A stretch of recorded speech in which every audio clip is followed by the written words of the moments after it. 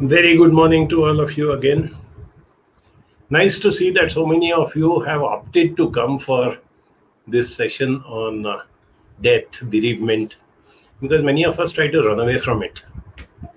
To the extent, I have come to know that, like most of us, make some preparations for our death. No, we say when I die, you should bury me like this. You should do these rituals, or we leave a will. My wealth should go to so and so, or I want to form a trust by which my money should be used for good purposes and all those type of things.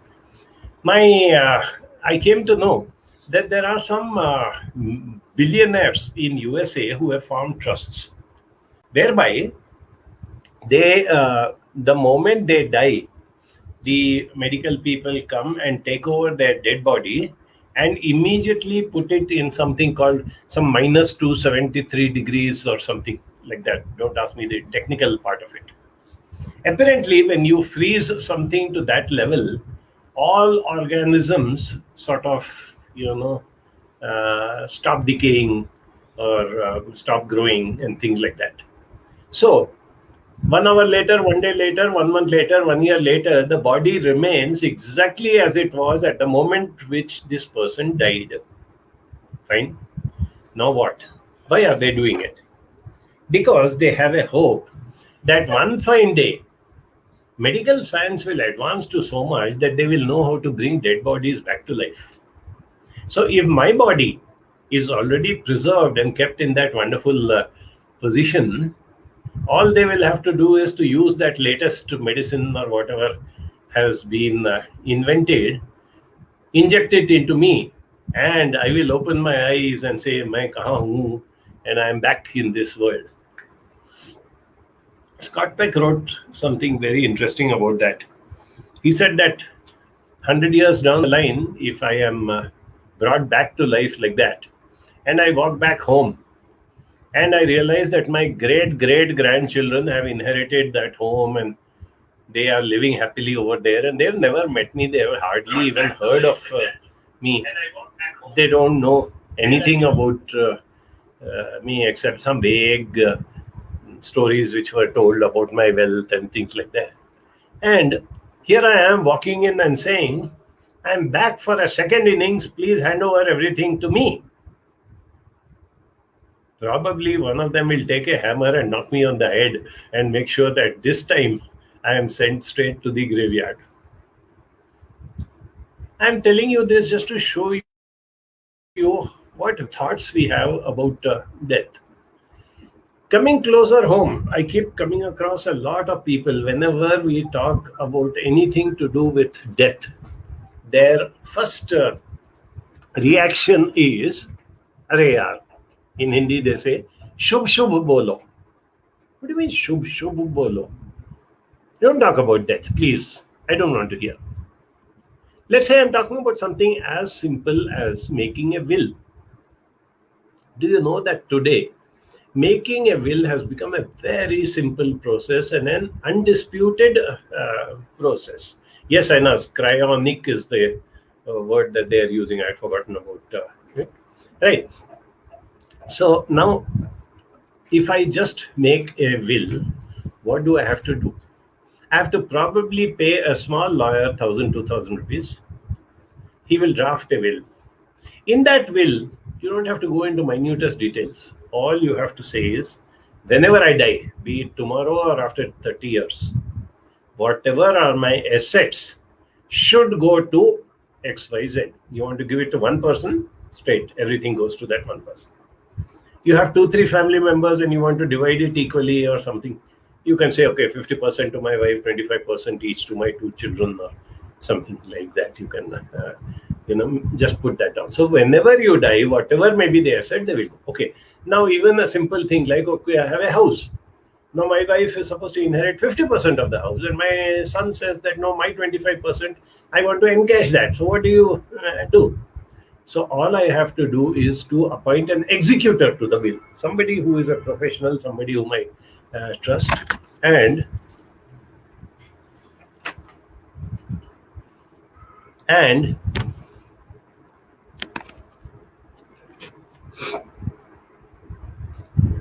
That person will decide, okay, if you want to encash your 25%, will you pay your mother so many lakhs, that is 25%, and she will own the house, she will pay you that much, and something very simple as that.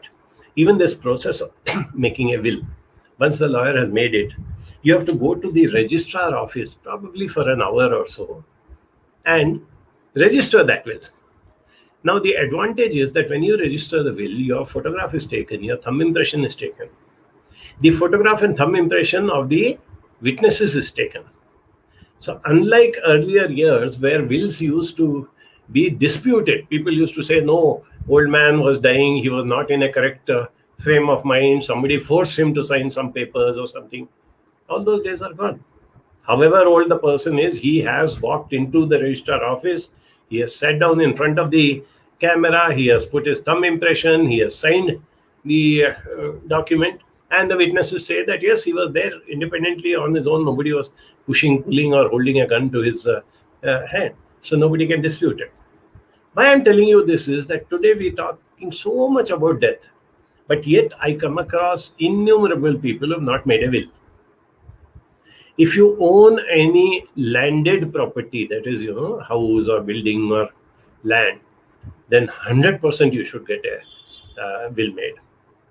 But surprisingly, people say, I don't own any property, so why should I have a will made?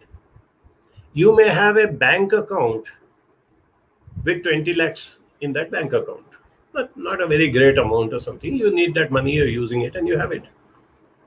Now, when I die, that bank account is frozen. And my legal heirs have to go through an elaborate process of convincing the authorities that they are the natural inheritors of my wealth. And then only they get that succession certificate, give it to the bank, and then only that money is released.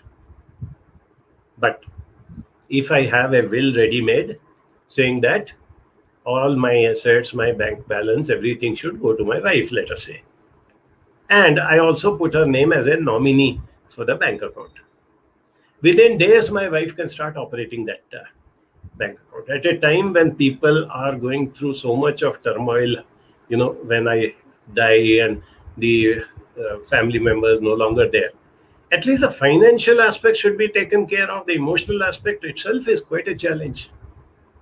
So I just wanted to bring this point in before I come to the main issue, and that is about how to face death. Death is inevitable.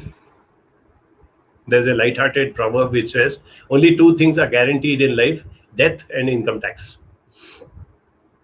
Income tax nowadays doesn't seem to be as horrendous as it used to be in the good old days. People are getting away, and most of the people that I know of who used to cheat on income tax have now become more honest and things like that. And okay, fine. But death, is there anything that you can do about it? No, absolutely not. So the only thing left in your life which is compulsory, why is it that we even avoid talking about it? And people stop you and say, shubh shubh bolo, don't talk about death.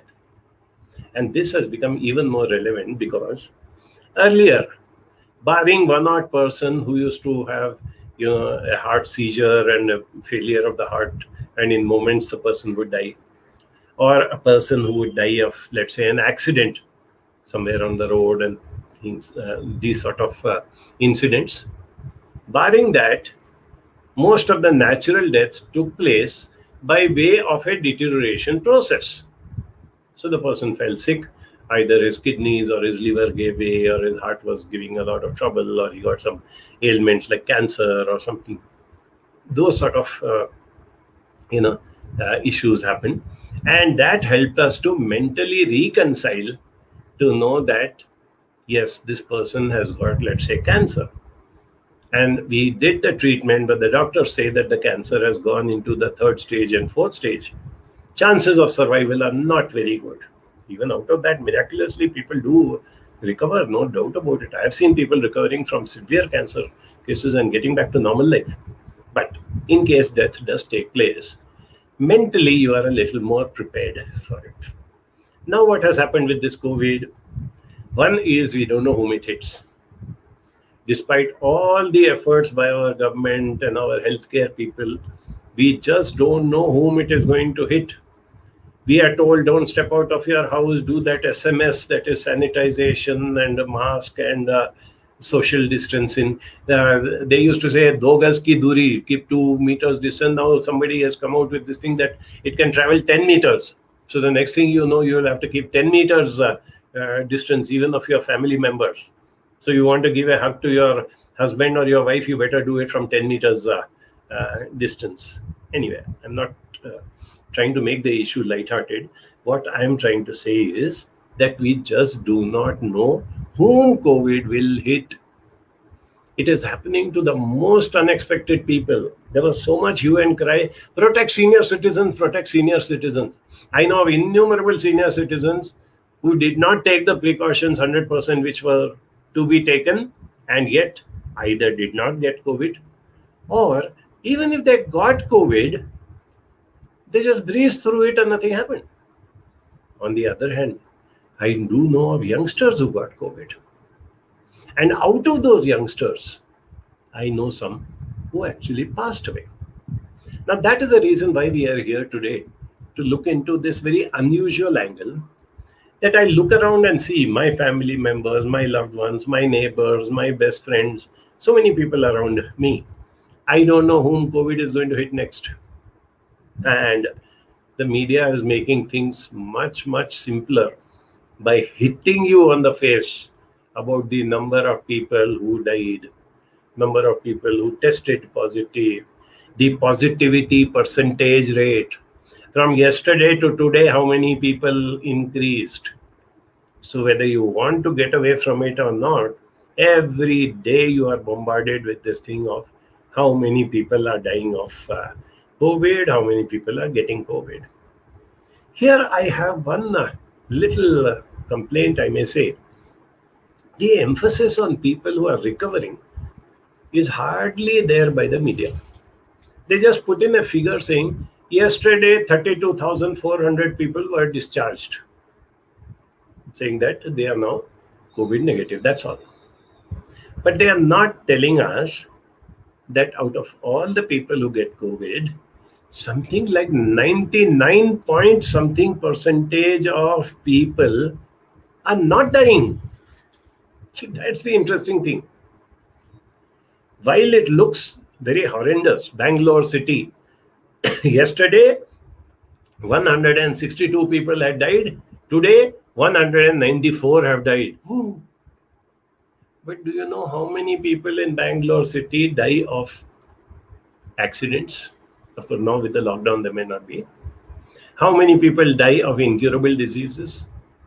How many people die of communicable diseases? How many people die of suicide? None of those statistics are brought forward. At least I feel there should be a balance. Now, who's going to control them? Who's going to advise them? You can't.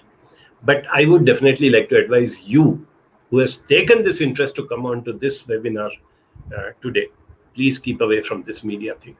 All the numbers and all these horrifying news that they are giving you is very, very biased and one-sided. It is only to create sensation. Media thrives on sensation. Always remember that.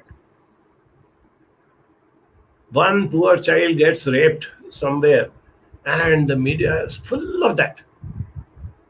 That same day, 20 other children may have been very badly molested and left scarred for life. Their cases never came into the media. And we didn't hear about what is happening. Yes, Sunil, maybe it's hitting the collective psyche because it's now hitting people we know. I want to tell you this, that it always hit people whom we know. That is where we are making a funny mistake. I'll give you an example. One of my students came down with cancer, and she battled.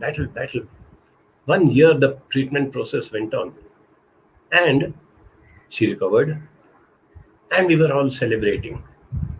6 months later, she had a relapse. And for months again, she went through that treatment.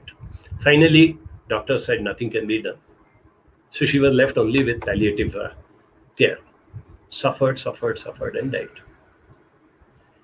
After some time, one or two people in that, she used to live in one big condominium, that huge complex of some thousands of flats. After some time, this pandemic came, and one, two, three people in that huge condominium died of COVID. Everybody in the colony knew about those people who died, but nobody knew about this poor girl who suffered so badly. She was right there, she was her neighbor, she was so nice to everybody, such a pleasant young woman. She has children, she has a loving family. All that nobody talked about. That is what I want you to understand. The media can be manipulated in any way. So it is not just it is happening to people whom we know now. See, old people who have made a name for themselves. They say 90-year-old so and so who was a sports coach and who made such a name. Yesterday, they spoke about this lady who was perhaps the first woman sculptor whose murtis were put in the temples for the first time. 90 years old. These people, by the normal lifespan, when they have come to 85, 90, 95, whatever their age is, their chances of passing away are increasing, isn't it? Just by the increase in the time. But whenever it is used to happen earlier, we used to hardly pay attention. If it was written there that 94-year-old sports coach or artist or ex-film personality passed away, we used to just push it aside. But now we are saying that person passed away due to COVID. And that is what disturbs me. That what is this COVID business? With all due respect to the medical professionals, left, right, and center, I am getting reports of a person who one day is declared COVID positive, the next day is declared COVID negative, the next few days is declared COVID positive. What is happening? We don't know. I don't even blame them because they've not been trained in this. You ask any doctor who's willing to be truthful to you, he will say this is not part of my medical education. I have not been taught how to deal with this thing called corona, COVID-19, or these new strains and all these things. I'm just doing whatever best I can. In most cases, when a person is admitted, except if that person needs oxygen, except when a person needs to have oxygen or something, that is the only treatment which really requires proper attention. But those who do not require oxygen, what is the medication being given? Nobody knows. Till recently, they used to say plasma is in shortage, please donate plasma. There were so many volunteers, so many of my old students who were left, right, and center requesting people, can you please give plasma? A patient need it. One fine day, they have suddenly announced plasma doesn't cure COVID. So plasma is not needed at all. And that is what is happening. Exactly like Aina said, many people have been dying all along from different causes. Of late, it's just those who have died of COVID that came to our notice. When you talk, for example, about young people, 3 years, 4 years back, a 33-year-old nephew of mine who had just been married 2 years back, one fine day, just fell off from his bed and started clutching at his heart. And his wife woke up, his in-laws his parents were there. And they all rushed him to the hospital. By the time they took him to the hospital, they said that he's had a massive heart attack and he's dead. No heart history. Fit and prim, 33-year-old young man. But what happened is that nobody gets into, that horrifying thing which we are getting into because of COVID. Moa is asking, can I, where is that?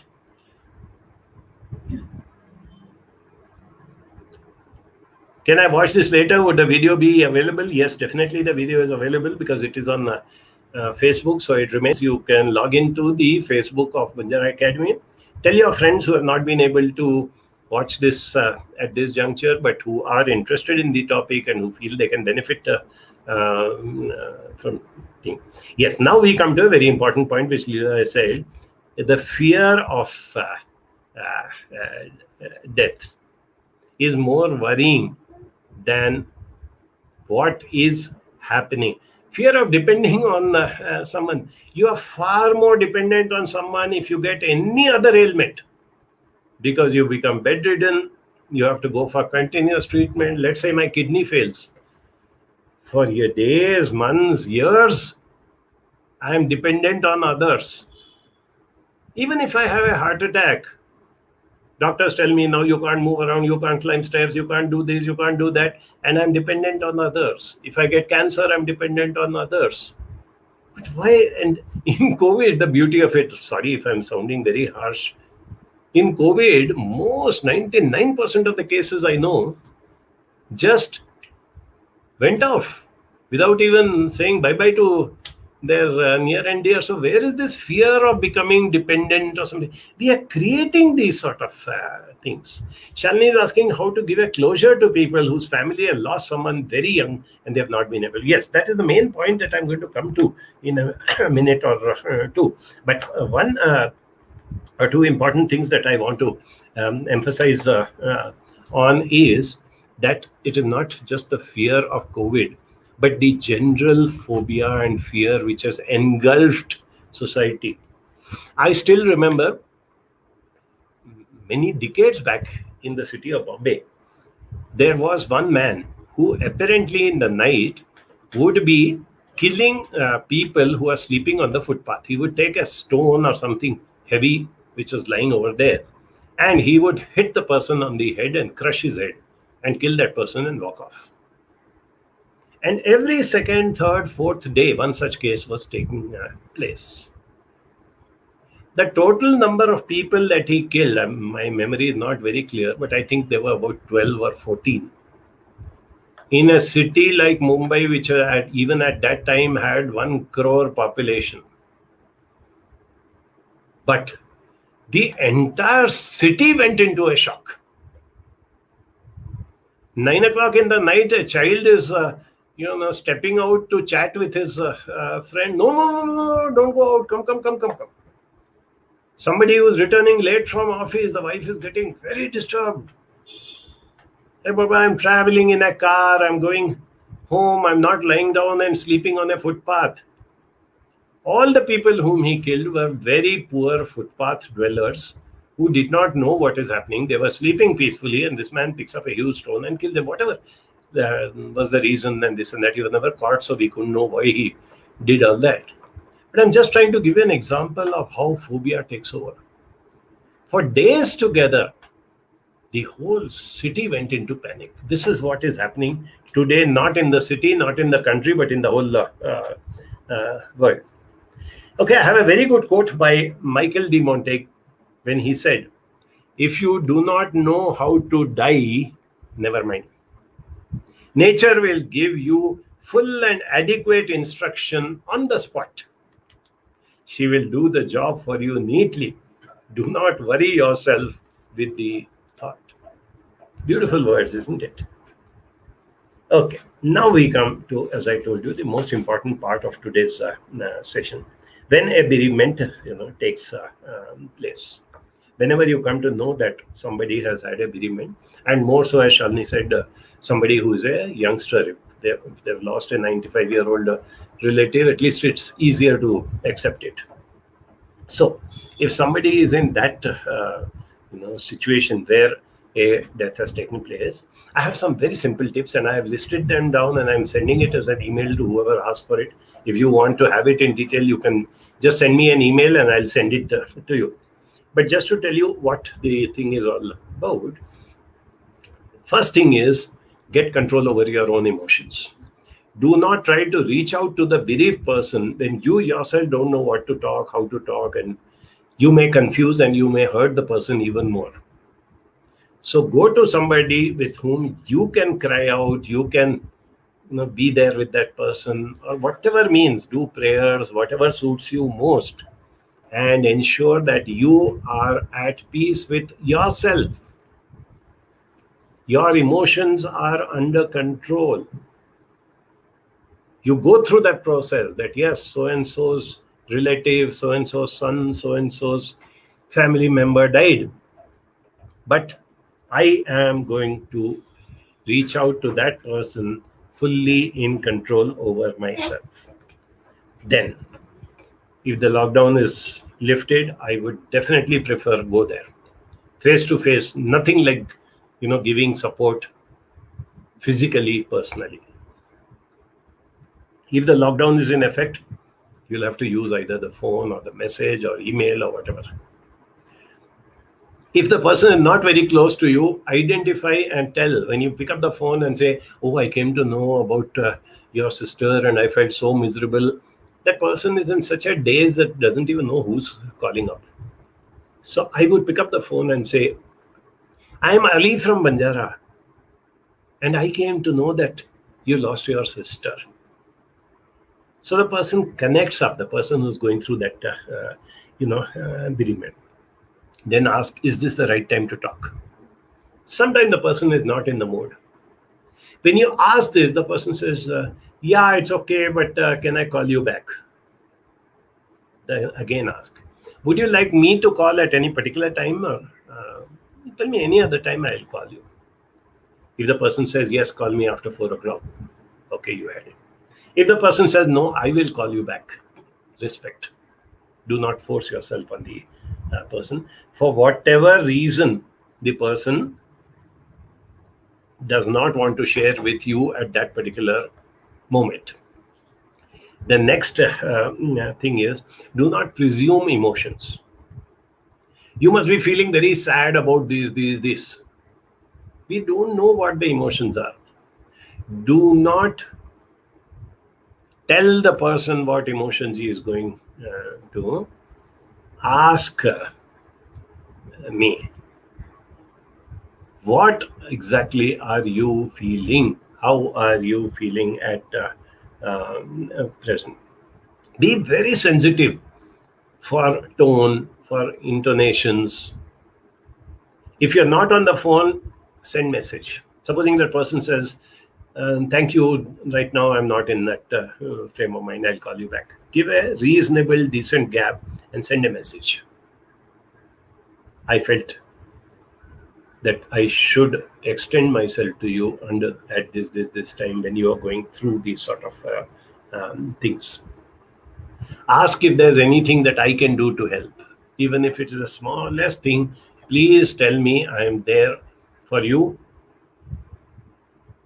At a time like this, I will definitely rise to the occasion and help in any possible way. Don't give platitudes. Yes, it is God's will. What can anybody do about it? These are the worst things that you can tell a person who's going through bereavement. Learn to carry silences, particularly when you're on the phone or even when you're in person. Sometimes the person may just want you around. I've had cases where people have been silent for 1, 2, 3, 4, 5, 6, 7 minutes, and other than subtly indicating to the person that I'm still on the phone and I'm still waiting for you, I haven't uttered a word. After that long silence, the person says, I really don't know what to say. It's perfectly okay. You don't have to say anything. I just wanted to be with you. You see, that being with that person is as important as using the words, isn't it? Okay, then give a gap and send a message or make a call again. If the person is responding, definitely yes. But even if the person at that time sounded very negative, didn't seem very forthcoming, give a gap and again reach out to the person. I've had enough experiences of that also. At that particular moment, the person just doesn't want to talk to anybody in the whole world. Person has nothing to say. Person may think that I will not be able to control my emotions, so I don't know what I should talk, what is there to talk. And most important, the person may have had bad experiences of people who have said all sorts of unwanted things. So the person has become so resistant that one more person I don't want. But if you give a sufficient gap and reach out again to the person, his mood and his situation may be different. These are very, very simple tips. Yes, Sandhya's message is very important. COVID affected person is being treated like untouchability. Fear of contracting to others makes the person not to take the test, and when condition worsens, things do not. See, whether to take the test or not is an individual thing. We cannot force anybody. But what I am concerned about is this, being treated like untouchability. I don't know how many people who have had COVID have shared with me the behavior of their neighbors. People who used to be very nice, very positive, smiling, they are making it a point to keep away, and they are looking at the persons in a derogatory way. Many people, after the quarantine period is over, are actually sanitizing their house, not because they feel sanitization has any meaning. Doctors have said it really doesn't make a difference. Once you've gone through and your quarantine is over and you're negative, the house doesn't have to be sanitized. But they're doing it for the sake of the neighbors, so that the neighbors should feel that yes, now that the process is over. Yes. Before I take a quick break, I just wanted to convey to you, that we can look at death in a very, very positive manner. Anand. We can look at death in a way which you can have a positive attitude, and nothing like this 50-year-old movie Anand, and just one little dialogue from there I wanted to play for you to understand how we can have such a positive attitude towards death.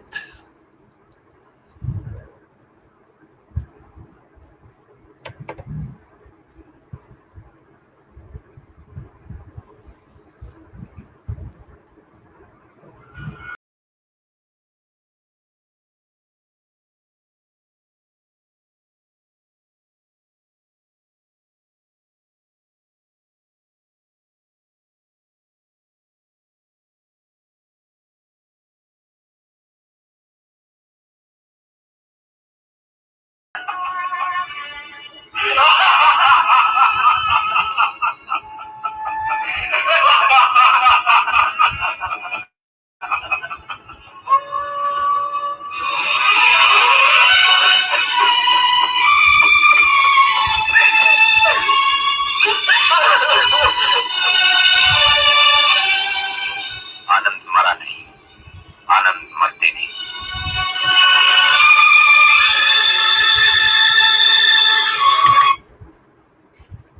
आनंद मरा नहीं. People who have come into your lives and who have enriched your lives and are dead because of COVID, because of any other reason. I want you to celebrate their life and not mourn their death. You would have been poorer if this person had never come into your life.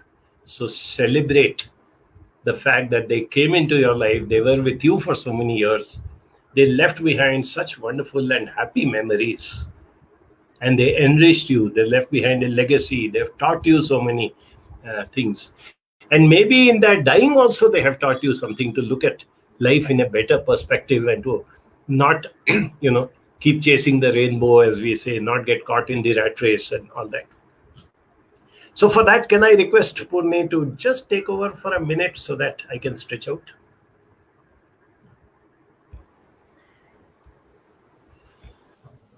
Hi, hi viewers. Am I on? Okay. Good morning to each. Good morning to each one of you viewers. And some things I thought that I can just share with you.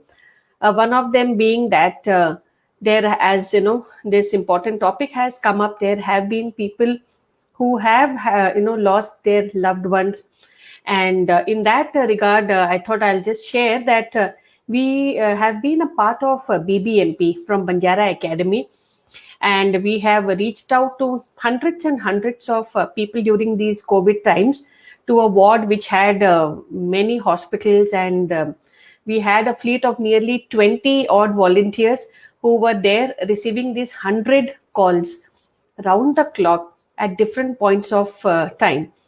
So if any one of you thinks that we can be of help to you in this time of bereavement and grief, and not everybody can handle it because things are so close to you on your face sometimes, so we would want to step up and be a part with you in this process. And very shortly we'll be putting up the list of counselors who will be available during this time of grief for you. It could be you, it could be anyone else, anyone known in your own circles. Please feel free. These are our numbers over here.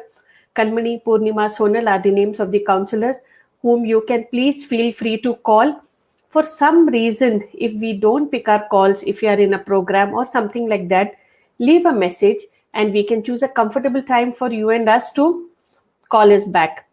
Another thing which we have observed during this time is that many times we are not able to prepare children also for such eventualities, right? They have a favorite tata or a favorite uncle, and suddenly that person is not there in their lives, and we don't know what to tell, how to handle, what to do with children. And again, Banjara is all about understanding human relationships, human dynamics, and helping people through all the ages of life. So helping children, we have a program which is called Certificate in Child and Adolescent Development. So our earnest effort through this program is to ensure that we empower children, building them up emotionally very well and socially also very well. So the program is just around the corner. The inaugural address, the soft launch is already done, and the formal classes will be beginning. It's on every Saturday. The reason why I thought that I must tell this to you is that since this time over, many of us have seen death, illness, suffering, emergencies so close that we as adults may still be able to tide over it, but then it's the children who need to be ready for such eventualities also. How to do it, and what is the process, and how to actually help children also develop emotionally and socially during these times is our course. I think maybe Sonal will put up the course name. It's called Certificate in Child and Adolescent Development.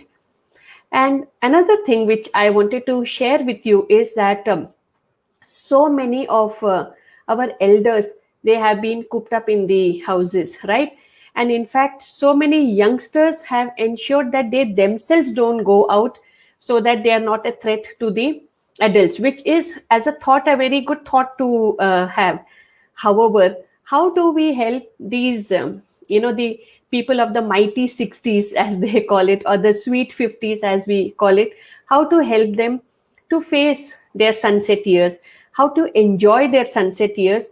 We are coming up on June 4th, Friday, from 3:30 to 5 with a paid webinar. The charges are very reasonable, but then this is open to all. It's not just that it's open for the elderly. We have kept this open for any youngster who wants to help the elders with whom they are working, or they are associated with, they are related with, and they want to help them out to enjoy their sunset years in a very nice, happy, blissful manner.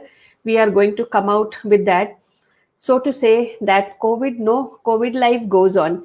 So can we make it easier for our children, for ourselves, and for the elders? So that is another program which is going to be coming up. It's called Life Begins at 60. So how to face and enjoy the sunset years is the topic, and Ali will be taking us through this journey again of understanding. And well, yes, over to the talk to Ali with all your questions, clarifications, and thoughts on death.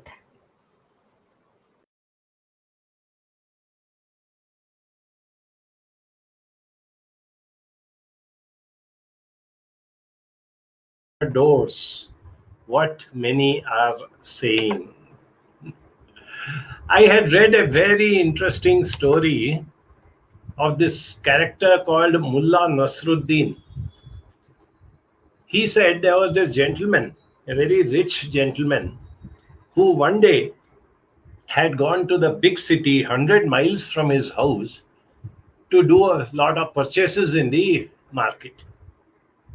While he was busy doing the purchases, Yamdut, you know, landed up over there and looked at him and said, "Hey, what are you doing here? I have been instructed to pull away your soul and take you from here." That man got so scared that Yamdut has landed up here to take away my life. He just jumped on his horse and galloped and galloped and galloped 100 miles. Before the day was over, he managed to reach his house. As soon as he entered his house, he saw Mr. Yamdut relaxing there. And Yamdut said, "When I saw you in the marketplace 100 miles away, I was surprised because I was told that I have to go to your house and collect your soul. And I was wondering that within today's date, you will not be home at all. So how will I collect your soul? But thank you. You made such a massive effort that before the day was over, you reached home so that I can collect your soul." Give a little thought to it. How we look at these things, that COVID is knocking on our doors. So what? Let us welcome COVID and say, okay, you can knock on my doors, you can come inside my door, you can do whatever you want. Kanmani rightly says, if we don't sanitize the house, the maid won't walk in. Poor maid, what does she know about sanitization and what does she know about COVID? But that's how it is. Everybody has become an expert in these matters, isn't it? These are the type of things that we need to look into. While I'm waiting for more, हाँ जिंदगी लंबी होनी चाहिए, बड़ी नहीं होनी चाहिए. Agreed, Sunoj, very true. Now, what I want to just quickly quote a couple of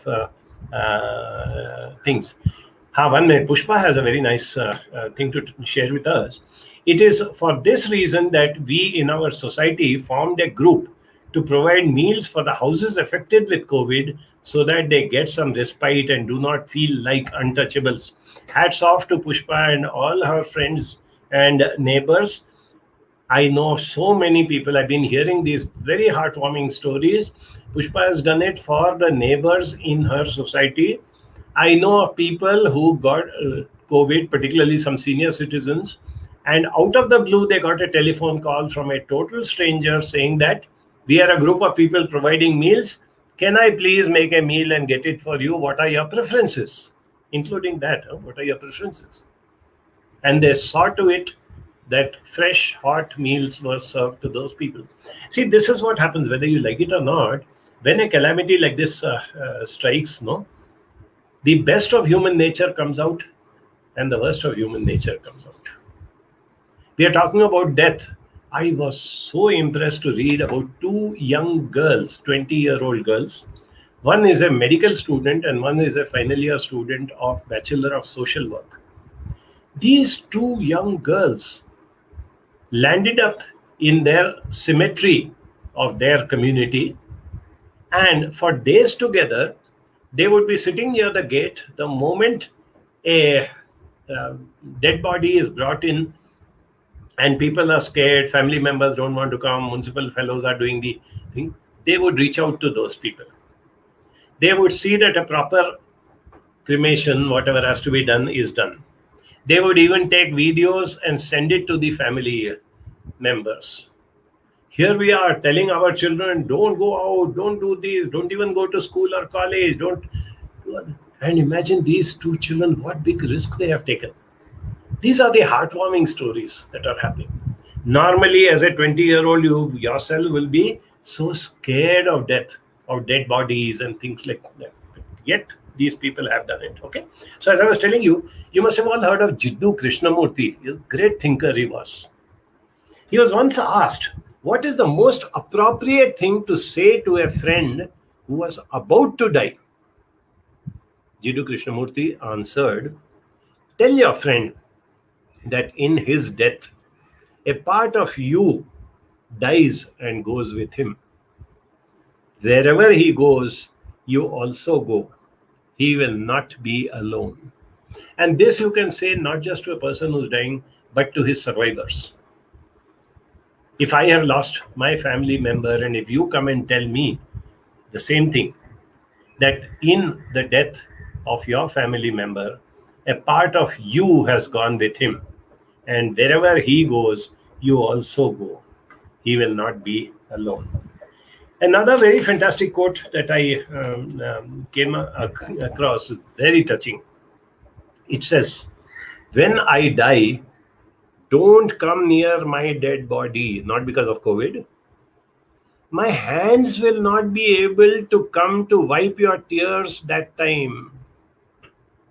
So do wipe the tears of those who are going through grief right now. As you know, it has happened that a family has lost a member, and before they could actually do the grieving, another family member is gone.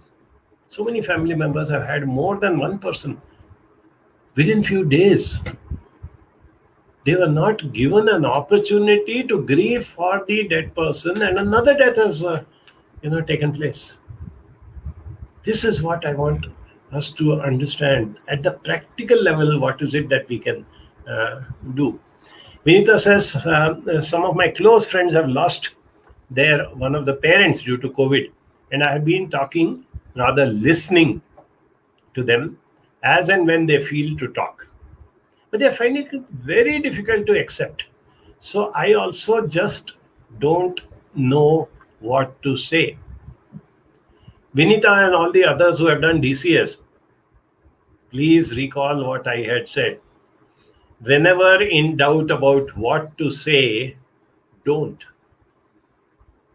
I told you of occasions where I have called up somebody, had a minimal conversation, and that person went silent. And I remained silent. I carried that silence for 1 minute, 2 minutes, 3 minutes, 4 minutes. It looks like ages are going past. It's very difficult to carry silences, but I did it. And at the end of it, when the person said, thank you, Ali, I know it's nice to know that you are there for me. Those few minutes of silence. So when they are finding it difficult to accept, just be there with them. Say, it doesn't matter, I'm there with you. We don't have to necessarily carry out a conversation. We don't necessarily have to say things to express anything. Just the very fact that we are there for each other. I want you also to understand that you are such a good friend that I know anytime if I need, you will be there for me. Simple things, but these things do make a difference. Have I missed out anything? Haji, Mr. Navneet Kumar, all the way from Bid in Maharashtra.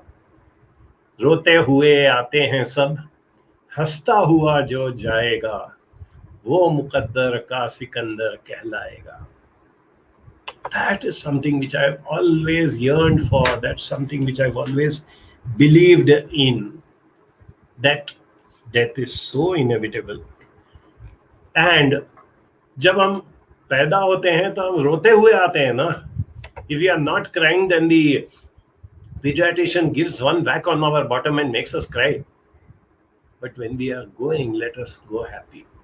And when somebody has gone, as I told you, however painful it is, however heartbreaking, you may feel that the world has come to an end.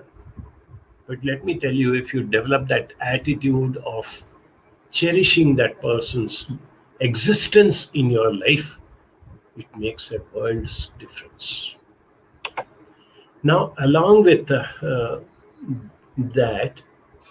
yes, Hema was asking, young children have lost their parents. How do you help those children? You see, with children, while the basic counseling steps, the principles remain the same, but how you go about it is a little different.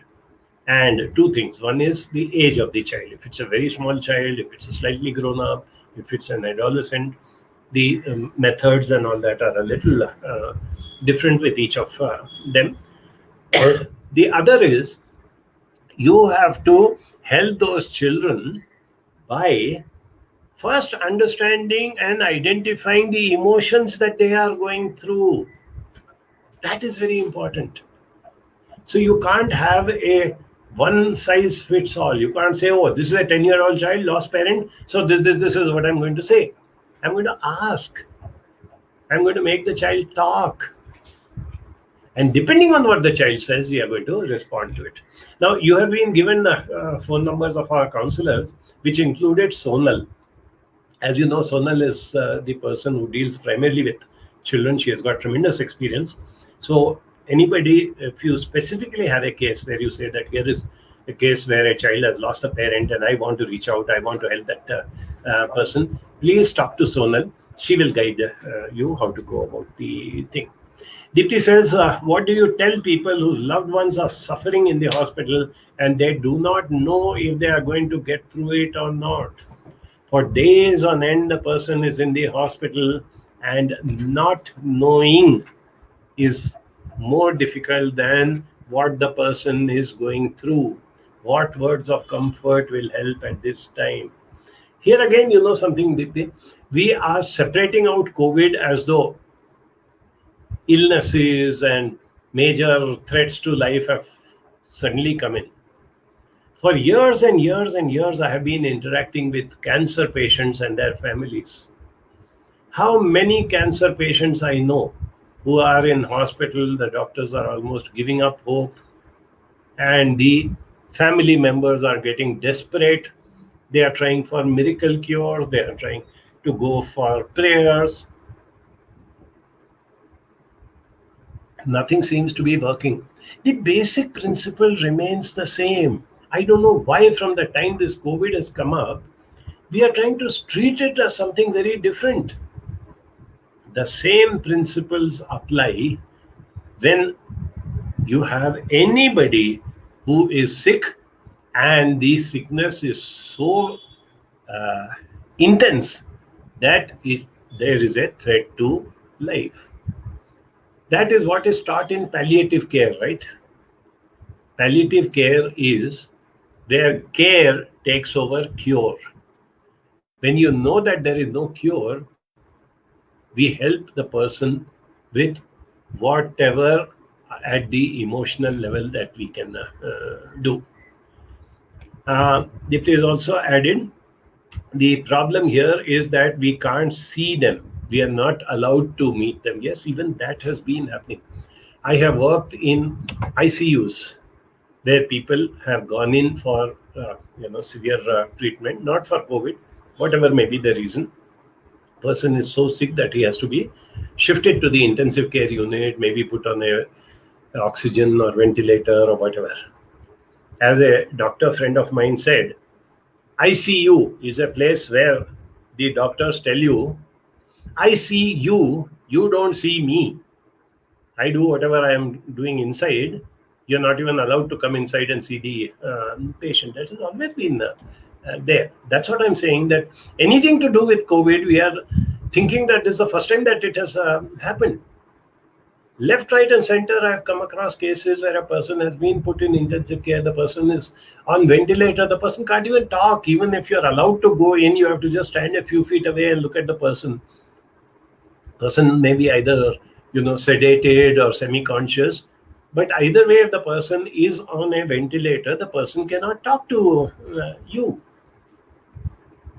So what we have to do is, you have to use your own ways and means. Last 2 days, I have been talking to a wife of a person who's known reasonably well to me, who is in the hospital. COVID. Nothing is wrong. I know that she's going to 100% recover and come back, but the family doesn't believe it. No. Particularly the husband, who loves his wife so much, is very distraught. So along with talking to the husband, what I am doing is, I am talking to the wife on the phone. I don't know her so well. We have a little bit of a language problem, but I make it a point to talk to her for at least 2-3 minutes. And then you know what I do? I call up the husband and I tell him, I spoke to your wife. She seemed to be a little more, lively today. She said this to me. She said that she is very worried about you, how you are managing without her.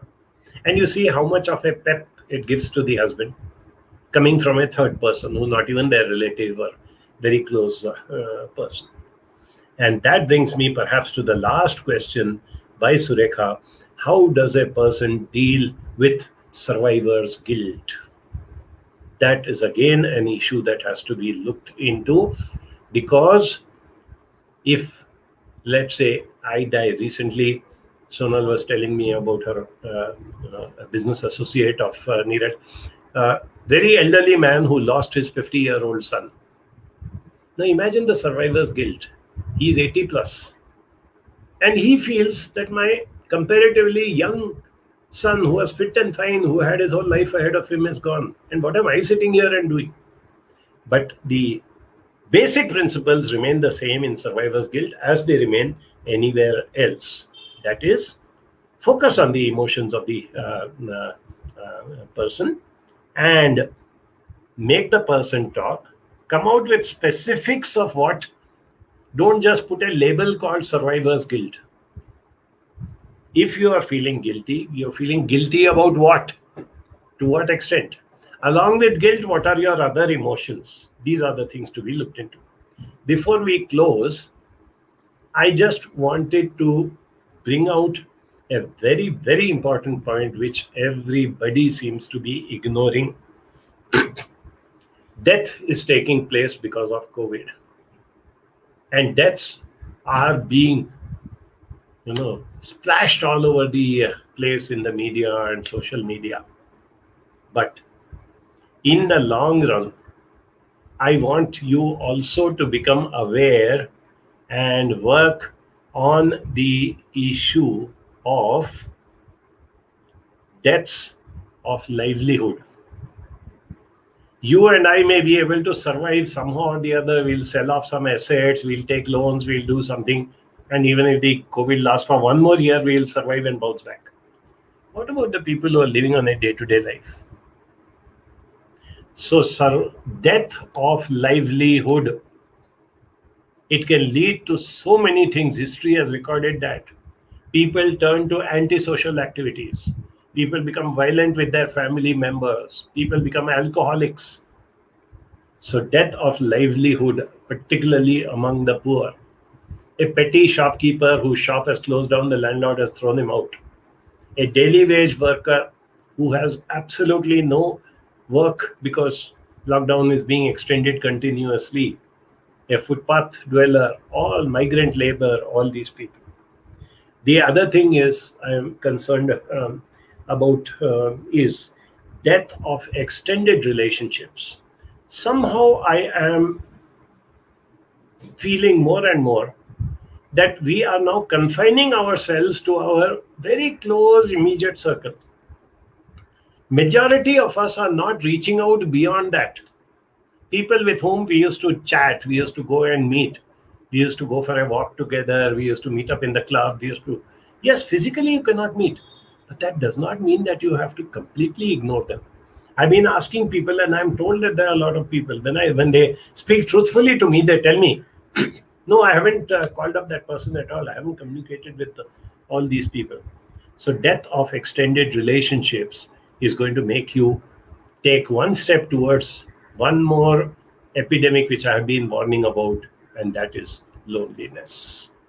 So keep in mind all these deaths, work towards the thing, and we can do our little bit to help people who have gone through death, to help ourselves if there has been a death of somebody close to us, and to ensure that we move on with life in all different ways.